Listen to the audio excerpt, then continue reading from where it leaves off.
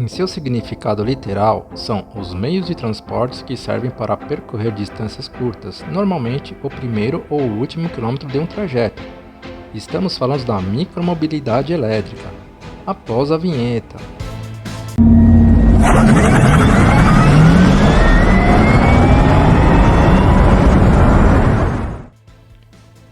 Micromobilidade. Esse termo vem sendo muito utilizado ultimamente, principalmente pelas startups. Na verdade, o termo foi usado pela primeira vez por um empresário no Tech Festival em Copenhague, no final de 2017.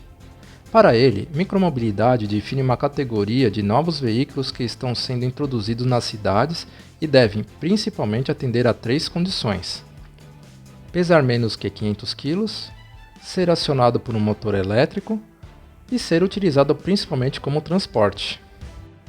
Em um estudo realizado pela McKinsey Center for Future Mobility, aproximadamente 60% das viagens por carro percorrem menos de 8 km, o que poderia ser facilmente substituído por transporte não poluentes ou de maior facilidade de deslocamento, o que por sua vez diminuiria a necessidade do uso de carros.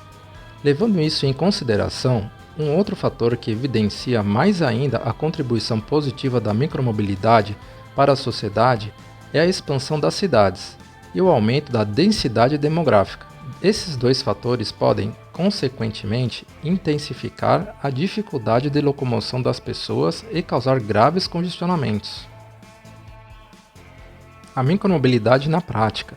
Esse termo, no começo, estava associado à tendência de produção de carros elétricos individuais como resposta da indústria automobilística ao modelo de cidade que não comporta mais veículos pesados, poluentes, barulhentos e grandes. Porém, em seguida surgiram as bicicletas e os patinetes compartilhados, que foram respostas complementares inovadoras para as mobilidades urbanas, mais baratas e mais rápidas. Esses serviços vieram, como já dito antes, como uma tentativa de melhoria para a mobilidade urbana, visando fazer trajetos curtos com mais rapidez, trajetos que não têm ônibus como rota ou coisa do gênero. Para isso, esses transportes foram implantados em locais que existem um alto fluxo de transporte coletivos, como rodoviárias, pontos de ônibus e estações de metrô.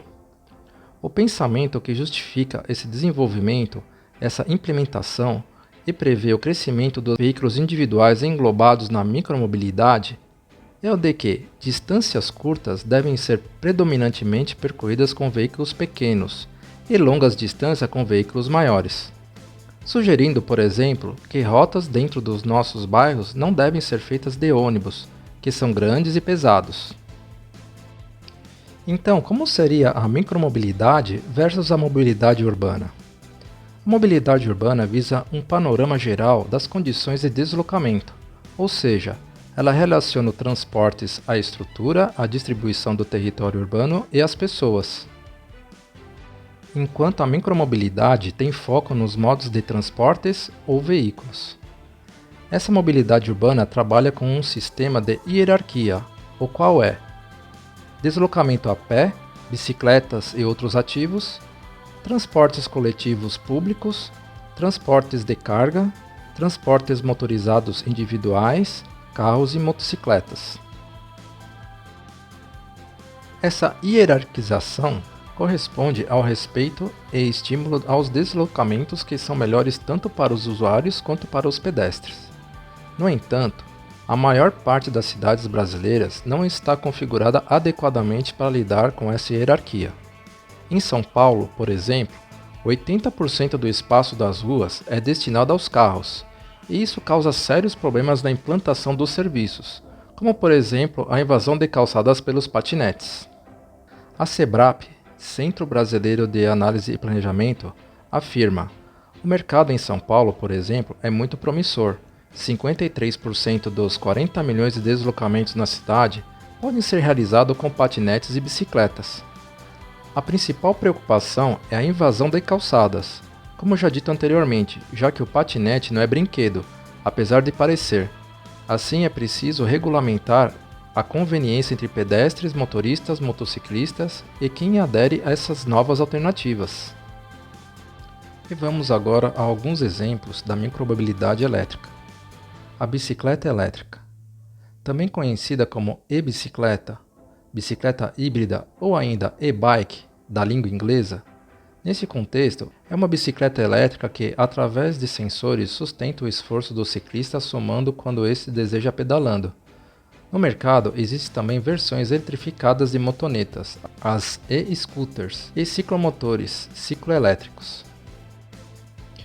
Um outro exemplo são os patinetes elétricos. O patinete elétrico, da mesma forma que a bicicleta elétrica, vem ganhando popularidade em grandes centros urbanos, como uma solução alternativa e saudável para o transporte individual. Todos os patinetes elétricos contam com uma bateria, que devem ser carregada na tomada antes do uso. A propulsão e velocidade do patinete são controlados por um acelerador acoplado ao lado da manopla do guidão, dispensando em modelos mais potentes do movimento de remada, que é pegar impulso com o pé no chão como você fazia na infância. E para finalizar, teremos o monociclo elétrico, ou monociclo autoequilibrador, que é um veículo de mobilidade urbana e transporte pessoal. Com uma única roda e um motor elétrico, é capaz de autoequilibrar graças ao efeito giroscópico. Isso permite que o monociclo se equilibre automaticamente na direção da viagem. O condutor, por outro lado, só tem que manter o equilíbrio lateral e inclinar-se para acelerar e frear. Eles foram inventados em 2004 pelo engenheiro Trevor Blackwell, do Vale do Silício. Sua facilidade de uso e portabilidade fazem dos monociclos elétricos a escolha ideal para a mobilidade urbana. Eles podem atingir velocidades consideráveis, superiores a 30 km por hora. Além disso, há também modelos projetados para a mobilidade em ambientes off-road. Então ficamos por aqui. Lembre-se de se inscrever no canal, ativar o sininho e se curtiu deixa um like. E até o próximo vídeo.